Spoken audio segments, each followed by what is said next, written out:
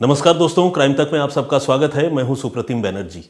आमतौर पर वीकडेज पर मैं हाजिर होता हूं क्राइम की कोई कहानी लेकर, कोई इन्वेस्टिगेटिव स्टोरी लेकर, मगर आज मैं वीकेंड पर आप सबके सामने हाजिर हूं। और इस वीकेंड से बल्कि मैं एक नए एपिसोड, नए सीरीज की शुरुआत करने जा रहा हूं जिसका नाम होगा फॉलो अप। फॉलो अप नाम से आप ये समझ सकते हैं कि हम किसी केस को फॉलो करेंगे और ये जानने समझने की कोशिश करेंगे कि वो केस, वो मामला इस वक्त किस मुकाम पर खड़ा है। और इस सीरीज के तहत हम उस तरह के मामलों को उठाएंगे जो अपने होने के वक्त में, जब ये घटनाएं हुई थी, तब उसके बारे में बहुत ज़्यादा चर्चा हुई, देश दुनिया में उसके बारे में बहुत ज़्यादा बात हुई, लेकिन गुजरते वक्त के साथ धीरे धीरे उन मामलों को लोगों ने भुलाना शुरू कर दिया। इसके लिए कई बार मीडिया पर भी ये दोष लगता है कि मीडिया जो है उस तरह के पुराने मामलों के बारे में ज़्यादा चर्चा नहीं करती, जिक्र नहीं करती, मगर हकीकत ये भी है कि इस तरह के बेशुमार मामले हैं। एक एक पुराने मामलों का जिक्र करना भी शायद उतना मौजू और सटीक नहीं होता है, लेकिन जो मन में जिज्ञासा होती है कि अरे उस मामले में क्या हुआ, जैसे निठारी के मामले में क्या हुआ, या आरुषि मर्डर केस के मामले में फिलहाल स्टेटस क्या है, या मान लीजिए जो देहरादून उत्तराखंड में जो अंकिता मर्डर केस था, उस मामले में जांच कहां तक आगे बढ़ी। इस तरह के बहुत सारे सवाल मन में होते हैं। तो इस तरह के हाई प्रोफाइल मामलों का फॉलोअप इस सीरीज के तहत हम लोग करेंगे। और आज इसकी पहली कड़ी के तौर पर हम बात करेंगे बलात्कार के दोषी और कत्ल समेत दूसरे कई तरह के संगीन गुनाहों के आरोपी तथाकथित संत आसाराम बापू की। आसाराम बापू की उम्र जो है तकरीबन 80 साल के आसपास है और पिछले 10 सालों से वो जोधपुर जेल में बंद है और उस पर इल्ज़ाम है अपनी ही आश्रम में पढ़ने वाली एक नाबालिग लड़की के साथ रेप करने का। आप सोचिए, कोई रेपिस्ट किसी लड़की के साथ ज्यादती करता है तो उस पर तमाम लोग उसे हिकारत की निगाहों से देखते हैं और उसकी बड़ी निंदा आलोचना होती है। लेकिन कोई ऐसा आदमी जो खुद को संत बताता हो, जिसके एक इशारे पर लाखों लोग उसके चरणों में लौटने के लिए तैयार हो जाते हों, एक इस तरह का आदमी जिसकी छवि जो है वो गॉडमैन की हो, वैसा आदमी अगर रेप के जुर्म में न सिर्फ आरोपी बनता है बल्कि उस पर जुर्म साबित हो जाता है, तो ये मामला कितना संगीन हो जाता है। तो आसाराम बापू की कहानी कुछ ऐसी है। आसाराम बापू के इतिहास और उसके आसूमल हरपलानी से आसाराम बापू बनने के बारे में भी आपको बताएंगे, लेकिन उस पर बहुत ज़्यादा चर्चा नहीं करेंगे क्योंकि आप में से ज़्यादातर लोग आसाराम बापू के इतिहास के बारे में अब जान गए हैं। लेकिन अभी उस पर जो इल्ज़ाम लगे हुए हैं, उस पर जो केसेस दर्ज हैं, वो केस अभी किस मुकाम पर ठहरे हैं, वो जेल में इन दिनों क्या कर रहा है, कैसे उसका वक्त गुजरता है, इसके बारे में आज फॉलोअप के इस एपिसोड में हम चर्चा करेंगे। तो आइए शुरुआत करते हैं। आसाराम बापू को धर्मकर्म से जितना नाम मिला उससे ज़्यादा बदनामी जो है रेप, काला जादू, तंत्र मंत्र, नरबली, नकली दवाएं बेचने जैसे बहुत ही संगीन और बहुत ही जघन्य अपराधों के इल्ज़ामों से मिला। रेप के मामले में तो उसे जोधपुर की कोर्ट ने आजीवन कारावास की सज़ा सुना दी और जोधपुर कोर्ट ने इस मामले को कुछ इतना संगीन पाया कि कोर्ट ने स्पेशली ये मेंशन किया कि सिर्फ आजीवन कारावास की सज़ा नहीं, बल्कि आजीवन कारावास की सज़ा मतलब मरते दम तक सलाखों के पीछे रहना। तो एक इतने संगीन मामले में दोषी करार दिए जाने के बाद फिलहाल पिछले 10 सालों से आसाराम बापू जेल में बंद है। लेकिन इसी के साथ कुछ सवाल भी उपजते हैं कि जेल में वो इन दिनों क्या कर रहा है। आपको याद होगा शुरू में जब वो गिरफ्तार होकर जेल गया था तो उसने बताया था कि उसे बड़ी अजीब किस्म की बीमारी है जिसका इलाज जो है वो एलोपैथी में नहीं है, प्राकृतिक चिकित्सा से ही हो सकता है, कोई वैद्य है वही उसका इलाज कर सकता है। और वो भी एक खास महिला वैद्य का उसने जिक्र किया था और कहा था कि यही मेरा इलाज करेगी। उसने अपनी बीमारी के बहुत सारे हथकंडे बनाए थे और जेल में शायद कुछ दिनों के लिए महिला वैद्य को आने जाने की इजाज़त के लिए उसने अर्जी भी दी थी, लेकिन ये सारे हथकंडे उसके फेल हो गए। उसने अदालत में भी बार बार ये बताया कि मैं संत हूँ, ध्यान और पूजन अर्चन में ही मेरा वक्त गुजरता है, मैं बड़ा बुजुर्ग हूँ, मैं बीमार हूँ, मुझे सज़ा मत दो, मुझ पर दया करो, इस तरह की बातें उसने बहुत कही। लेकिन ये सारी बातें जो है वो बेकार साबित हुई और जब जेल में आसाराम बापू का मेडिकल चेकअप किया गया तो यह पाया गया कि ये जो बीमारियों की कहानियां बना रहा है उन कहानियों में कोई दम नहीं है, और इसीलिए किसी भी वैद्य को अभी न तो इलाज के लिए उसके पास जाने की इजाज़त है और न ही उसको कहीं बाहर किसी अस्पताल में भर्ती कराया गया है, बल्कि जब भी उसे कोई फिजिकल कॉम्प्लिकेशन होता है तो जेल में ही उसका इलाज होता है, और पिछले 10 सालों से वो जोधपुर जेल में बंद है। लेकिन चलिए, अभी आसाराम बापू जोधपुर जेल में बंद है, लेकिन वो जोधपुर जेल से जाहिर है बाहर आने की कोशिश तो कर ही रहा है, लेकिन उसे बाहर आने का मौका क्यों नहीं मिल रहा? क्यों उसका मामला हाईकोर्ट में होने के बावजूद उसे जमानत नहीं मिल रही है? ये सारे सवाल हैं जिसके बारे में आज फॉलोअप में हम चर्चा करेंगे। लेकिन इससे पहले कि हम उन तमाम पॉइंट्स को एड्रेस करें, उसके बारे में बात करें, आइए जल्दी से आसाराम बापू के बारे में थोड़ा उसकी हिस्ट्री, उसका इतिहास जान लेते हैं। और जल्दी से इसलिए जान लेते हैं क्योंकि ये सब कुछ सोशल मीडिया में और पब्लिक डोमेन में पहले से मौजूद है, लेकिन जो लोग हमारे इस प्रोग्राम में जुड़े हैं और जो आसाराम बापू के बारे में मान लीजिए पहली बार सुन रहे हैं, या जिन्हें उसके इतिहास के बारे में बहुत ज़्यादा जानकारी नहीं है, तो उनको एक आइडिया आसाराम बापू के बारे में हो जाए, इसलिए मैं यहाँ आसाराम बापू के इतिहास का जिक्र करना चाहता हूँ। आसाराम बापू का जन्म जो है आज़ादी से पहले तकरीबन 1941 के आसपास, जहाँ तक मेरी जानकारी है, सिंध प्रांत में हुआ था, पाकिस्तान में। और जब देश का बंटवारा हुआ तो उसका परिवार जो है वो सिंध से माइग्रेट होकर भारत के अहमदाबाद में आया और यहीं आकर बस गया। यहाँ पर आसाराम बापू जो है वो छोटे मोटे काम करता था।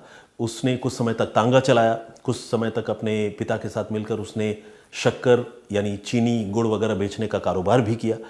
लेकिन बाद में उसके कदम बहके और फिर वो कुछ समय तक जो है शराब की तस्करी भी करता रहा।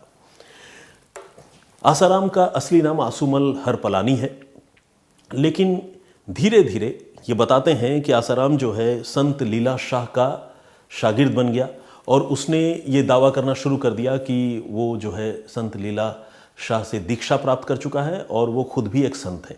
इस तरह से कई साल गुजरने के बाद और तरह तरह के धंधे करने के बाद वो धर्म कर्म के धंधे में आया। और धर्म कर्म का धंधा मैं स्पेशली इसलिए कह रहा हूँ क्योंकि जिस तरह के इल्ज़ाम उस पर बाद में लगे, उसके बाद ये बात साबित हो गई कि वो धर्म कर्म से बहुत ज़्यादा उसका वास्ता नहीं था, बल्कि धर्म कर्म के नाम पर उसने दुकान खोल रखी थी। तो हालांकि इसके बावजूद आपको जानकर ये आश्चर्य होगा कि आसाराम बापू के धर्म कर्म की दुकान बड़ी ज़बरदस्त चली। ऐसी चली कि देश दुनिया में आसाराम के 400 से ज़्यादा आश्रम और सेंटर्स बन गए और इसके अलावा 4 करोड़ से ज़्यादा उसके भक्त बन गए और इनमें से कई करोड़ लोग अभी भी आसाराम को भगवान का रूप मानते हैं और उसकी पूजा करते हैं। हालांकि जो छवि आसाराम की अब निकलकर सामने आई है उसके बाद ज़्यादातर लोगों का उससे मोह भंग हो चुका है और एक मोटे तौर पर जो अनुमान है उसके मुताबिक आसाराम बापू और उसकी जो पूरी चौकड़ी है उसका संपत्ति का वैल्यूएशन तकरीबन 10,000 करोड़ रुपए से भी ज़्यादा का है। तो ये अपने आप में जो साम्राज्य उसने धर्म कर्म के नाम पर खड़ा किया था, उसके इस आंकड़े को देखकर और इन तमाम फिगर्स को देखकर आप उसे समझ सकते हैं। अब आइए उस केस की बात करते हैं जिस केस ने आसाराम बापू की लुटिया डुबो दी। ये मामला 2013 का है जब दिल्ली में आसाराम बापू के खिलाफ एक छोटी सी लड़की के हवाले से उसके माता पिता ने एक एफआईआर दर्ज करवाई और ये एक ज़ीरो एफआईआर थी। ज़ीरो एफआईआर मतलब घटना कहीं और हुई है लेकिन रिपोर्ट कहीं और दर्ज करवाई जा रही है। आमतौर पर पुलिस जो है ज़ीरो एफआईआर दर्ज करने से कतराती है, लेकिन चूंकि एक छोटी सी बच्ची के साथ रेप का ये संगीन जुर्म था तो दिल्ली पुलिस ने फ़ौरन इस मामले में केस दर्ज की और उस केस को, चूंकि वो घटना जो है राजस्थान के जोधपुर में कारित की गई थी, ये इल्ज़ाम था, तो उस केस की जाँच के लिए पूरे केस को जोधपुर जो है वो ट्रांसफ़र कर दिया गया। जोधपुर में आसाराम बापू के खिलाफ जब वो केस दर्ज मतलब ट्रांसफ़र हुआ तो जोधपुर पुलिस ने उस मामले की जांच शुरू की और उस शिकायत में लड़की के घर वालों ने ये बताया था कि उनकी बेटी 16 साल की बेटी, नाबालिग बेटी, छिंदवाड़ा के आसाराम बापू के आश्रम में पढ़ती थी और उसे कुछ बीमारियां थी, कुछ तकलीफ़ें थी जिसके इलाज के लिए आसाराम ने उसे अपने जोधपुर वाले आश्रम में बुलाया था और एक रोज़ मौका पाकर रात के 1 बजे उसने 16 साल की इस छोटी सी बच्ची के साथ दुष्कर्म किया, दुराचार किया। इसके बाद लड़की के माँ बाप बहुत घबरा गए क्योंकि लड़की ने अपने माँ बाप को आकर ये बात बताई और जब घबरा गए, लड़की ने ये बात बताई तो फिर उन्होंने आसाराम से भी बातचीत की। मगर आसाराम ने इनको धमकाया और कहा कि अगर तुमने कहीं भी मुंह खोला तो तुम्हारा वो हाल करेंगे कि तुम देख लेना। तो ये लोग कुछ दिनों के लिए तो बिल्कुल सदमे में आ गए। ये उत्तर प्रदेश के रहने वाले हैं। फिर इन्होंने हिम्मत जुटाई और ये दिल्ली पुलिस के पास पहुंचे और फाइनली दिल्ली में मुकदमा दर्ज हुआ। और मुकदमा दर्ज होने के बाद, जैसा कि मैंने आपको बताया, केस को ट्रांसफ़र किया गया राजस्थान के जोधपुर में, क्योंकि वहीं पर घटना होने की बात कही गई थी। इसके बाद राजस्थान पुलिस ने, जोधपुर पुलिस ने 31 अगस्त 2013 को आसाराम को इंदौर के उसके आश्रम से गिरफ्तार कर लिया। इससे पहले तक ये समझा जाता था कि आसाराम पर कौन हाथ डालेगा। उसकी वजह यह थी कि आसाराम न सिर्फ एक अमीर आदमी था और एक संत की उसकी छवि थी, बल्कि बड़े बड़े लोग, प्रभावशाली लोग, मंत्री, संतरी, मुख्यमंत्री, गृह मंत्री, तमाम लोग उसके आश्रम में जाते थे, लेट जाते थे, प्रणाम करते थे। कोई गुलदस्ता देता था, कोई प्रवचन सुनने ज़मीन पर बैठ जाता था उसके चरणों के पास। तो एक ऐसा आदमी जिसका इतना प्रभाव हो, उस आदमी पर कौन हाथ डाल सकता है? कुछ इस तरह की छवि लोगों के दिमाग में थी और शायद आसाराम को खुद भी ऐसा लगता होगा। लेकिन कहते हैं ना कि जब ऊपर वाले की लाठी चलती है तो फिर किसी का जोर नहीं चलता, और इस मामले में कुछ ऐसा ही हुआ। छोटी सी बच्ची की शिकायत पर पुलिस ने रिपोर्ट दर्ज की और रिपोर्ट दर्ज करके जोधपुर पुलिस ने आसाराम को गिरफ्तार कर लिया। और गिरफ्तार करने के बाद ये 2013 से लगातार जोधपुर जेल में बंद है। अब इस मामले में की सुनवाई जो है जोधपुर के स्पेशल कोर्ट में हुई और सुनवाई के दौरान कई गवाह जो है उन्होंने अपने बयान भी दर्ज कराए। लेकिन आपको जानकर हैरानी होगी और दुख भी होगा कि इस मामले के 3 गवाहों की रहस्यमयी तरीके से मौत हो गई और कुछ एक गवाह गायब हो गए। जिन गवाहों की रहस्यमयी तरीके से मौत हुई उनमें से ज़्यादातर गवाह जो है उनकी हत्या कर दी गई, ऐसी आशंका है। कुछ एक मामलों में रिपोर्ट भी दर्ज है और आसाराम उन मामलों में भी कत्ल का मुलजिम है। आसाराम पर इल्ज़ाम है कि उसने रेप के इस मामले को इन्फ्लुएंस करने के लिए गवाहों की हत्या कर दी। लेकिन लड़की और उसके घर के लोग अपने गवाह पर, अपनी बातों पर कायम रहे और बहुत सारे ऐसे सर्कमस्टेंशियल एविडेंसेस पुलिस को मिले जो अदालत में सही साबित हुए और अदालत ने उसे 25 अप्रैल 2018 को आजीवन कारावास की सज़ा सुनाई। और जज मधुसूदन शर्मा ने स्पेशली ये मेंशन किया कि तब तक उसे सलाखों के पीछे रखा जाए जब तक कि उसकी जान न चली जाए। तो आप समझिए कि ये कितना संगीन मामला था और अदालत ने उस मामले को कितनी गंभीरता से लिया। और अब आइए बात करते हैं आसाराम बापू की मौजूदा हालत और आसाराम बापू के केसेस की मौजूदा हालत के बारे में, जो इस पूरे प्रोग्राम को पेश करने का अल्टीमेट मकसद है। आपको बताऊं कि आसाराम बापू ने अब तक कम से कम 15 बार जमानत की अर्जियां लगाई हैं और इसमें से ज़्यादातर अर्जियां उसने सुप्रीम कोर्ट में लगाई हैं, लेकिन हर बार जमानत की अर्जियां उसकी खारिज होती रही हैं। एक मामले में आसाराम बापू को सजा हुई है और वो मामला वही जोधपुर का रेप केस है जिसके जुर्म में वो 10 सालों से जेल में बंद है। इसके अलावा आसाराम बापू पर और भी कई इल्ज़ाम हैं, जिसमें एक नरबली का मामला है। सूरत में उसके जो आसाराम बापू का जो आश्रम है, उस आश्रम में रहने वाली 2 बहनों में से एक बहन ने खुद आसाराम के ऊपर रेप करने का इल्ज़ाम लगाया है और बाकी दूसरी बहन ने आसाराम के बेटे नारायण साईं के ऊपर रेप करने का इल्ज़ाम लगाया है।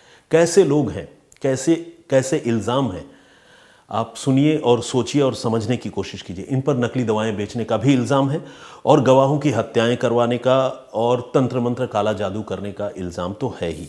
तो सबसे पहले नरबली वाले मामले के बारे में भी आपको बता देते हैं। नरबली का इल्ज़ाम आसाराम बापू पर 2008 में लगा था, जब इसके गुजरात के एक आश्रम में, साबरमती नदी के किनारे पर जो आश्रम बना हुआ है, वहाँ पर 2 बच्चे जो उसके आश्रम में पढ़ते थे, दीपेश और अभिषेक वाघेला, इन दोनों की अधजली लाशें वहाँ मिली थी। ये बड़े रहस्यमयी तरीके से 2 बच्चों का कत्ल हुआ था और उन बच्चों की हिफाजत की जिम्मेदारी आश्रम के ऊपर थी, लेकिन आश्रम के बाहर नदी के किनारे पर दोनों की अधजली लाशें मिली थी, जिसे तंत्र मंत्र का मामला माना गया और आसाराम और उसके आश्रम के लोगों पर तंत्र मंत्र के चलते 2 बच्चों की बलि देने का इल्ज़ाम लगा।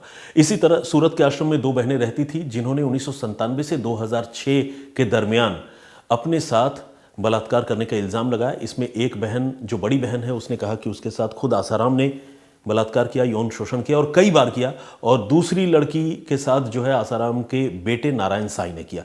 नारायण साईं भी फिलहाल जेल में है, जो आसाराम का बेटा है। तो ये तो मोटे तौर पर जो बड़े और संगीन इल्ज़ाम है उसका मैंने जिक्र किया। अब मैं आपको बताऊं कि ज़मानत जो है आसाराम की लगातार सुप्रीम कोर्ट में लगती है और वो खारिज हो जाती है, और ज़मानत खारिज होने की वजह से आसाराम बापू जिस जुर्म में जेल में बंद है, जो सज़ा उससे मिली है, उसमें भी उसे पेरोल या फरलो जैसी कोई छुट्टी नहीं मिल पा रही है कि वो जेल से बाहर निकले, क्योंकि वो ज़मानत जो है दूसरे मामलों में नहीं मिल पा रही है।